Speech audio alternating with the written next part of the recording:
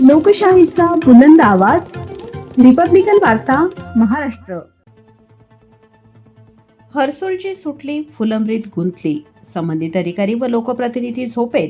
Traffic जाममुळे कडकडत्या उन्हात रुग्ण व लहान लहान मुलांचे हाल. फुलंब्री शहरात वाहतुकीच्या नियमांचे 12 वाजले. दररोज होत असलेल्या वाहतूक कोंडीमुळे हर्सुलची सुटली आणि फुलंब्रीत गुंतली असे म्हणण्याची वेळ आली आहे. छत्रपती संभाजीनगर, जळगाव, खुलताबाद असे फुलंब्री शहरातील टी पॉइंट असलेल्या ठिकाणी अनेक दिवसांपासून ट्रॅफिक जाम होत आहे. अजिंठा लेणी, सुफी संतांची भूमी व प्रसिद्ध भद्रा मारुती मंदिर संस्थेचे ठिकाण, खुलताबाद, 12वे ज्योतिर्लिंग, श्री कृष्णेश्वर मंदिर व प्रसिद्ध लेण्या असलेले वेरूळकडे जाणाऱ्या महामार्गावर फुलंब्री शहरातील टी पॉइंटवर वाहतूक पोलीस नसल्याने दररोज ट्रॅफिक जाम होत आहे. मात्र दिनांक 26 एप्रिल रविवार रोजी वाहतूक कोंडीचा रेकॉर्ड ब्रेक झाला. कडकडत्या जीवघेण्या उन्हात संध्याकाळी 4 वाजेपासून ते रात्री 8 वाजेपर्यंत म्हणजे तब्बल 4 तास ट्रॅफिक जाम होते. वाहतूक कोंडीत प्रवासी, लहान लहान मुलांचे उकाड्याने प्रचंड हाल झाले. या दिवशी लग्नतीथ दाट असल्याने अनेक नवरदेवांची वाहने, वऱ्हाडाची वाहने तसेच रुग्ण घेऊन जाणारी रुग्णवाहिकांचे प्रचंड हाल झाले. इतक्या मोठ्या प्रमाणात वाहतूक कोंडी झाल्याने वाहनधारक वाट दिसेल तिकडे वाहने टाकत होते.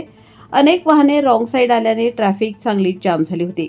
पोलीस प्रशासनाने टी पॉइंटवर डॉक्टर बाबासाहेब आंबेडकर पुतळ्यासमोर, पानवाडी रोड पॉइंटवर व बस स्थानकासमोर अशा ठिकाणी ट्रॅफिक पोलीस कर्मचारी तैनात केले तर काही प्रमाणात वाहतूक कोंडीला आळा बसेल अशी चर्चा नागरिकांमधून होत आहे.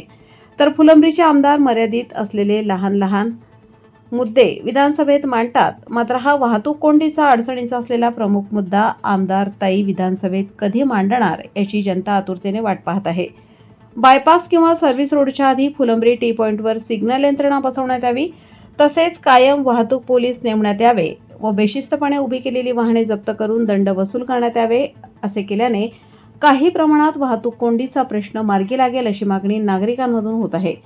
रिपब्लिकन वार्ता, Maharashtra वृत्तवाहिनीसाठी Aurangabad, Marathwada उपसंपादक Akbar Shah. Subscribe now and press the bell icon. Never miss an update.